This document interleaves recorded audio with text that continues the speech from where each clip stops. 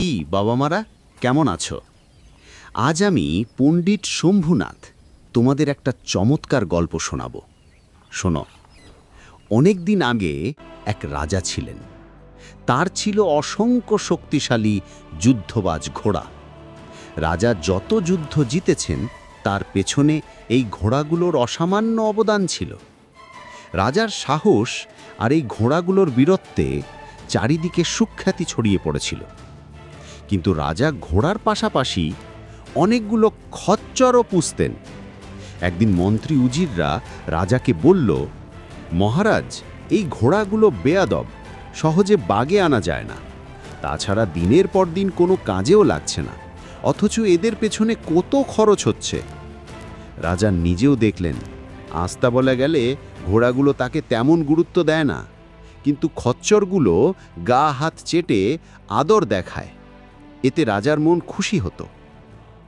অতঃপর মন্ত্রীরা পরামর্শ দিল, মহারাজ, এই ঘোড়াগুলো বিক্রি করে দিন। সেই টাকায় পুরানো খচ্চরদের বেশি যত্ন নিন, আর চাইলে নতুন খচ্চরও কিনুন। রাজা কথাটা মেনে নিলেন। যুদ্ধবাজ ঘোড়াগুলো পাশের রাজ্যের দুর্বল রাজার কাছে বিক্রি করে দেওয়া হলো, আর অনেকগুলো নতুন খচ্চর কেনা হলো। কিছুদিন পর কি হলো জানো? সেই দুর্বল রাজাই রাজার রাজ্যে আক্রমণ করল, আর খুব সহজেই রাজ্য দখল করে নিল।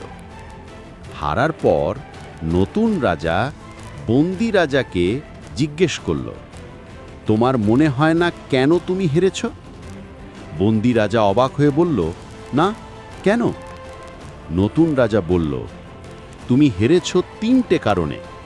এক, তোমার রাজা হওয়ার পেছনে যাদের অবদান ছিল, অর্থাৎ যুদ্ধবাজ ঘোড়া, তাদেরকেই তুমি ভুলে গেছ।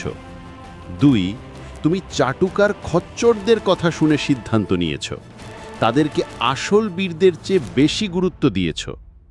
আর তিন, খচ্চর দেখতে যতই ঘোড়ার মতো হোক, যুদ্ধের কাজ কখনো খচ্চর দিয়ে হয় না।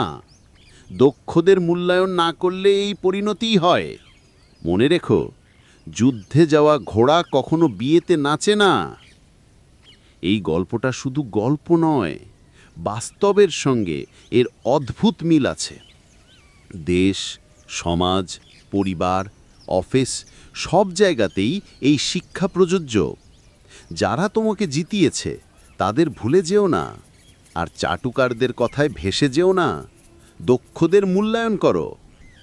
তোমরা যদি আরও এইরকম গল্প শুনতে চাও, তাহলে চ্যানেলটি সাবস্ক্রাইব করো, ভালো লাগলে লাইক করো, এবং কী ধরনের গল্প শুনতে চাও সেটি কমেন্ট করতে পারো, এবং গল্পটি কেমন লাগলো তা লিখতে ভুলো না।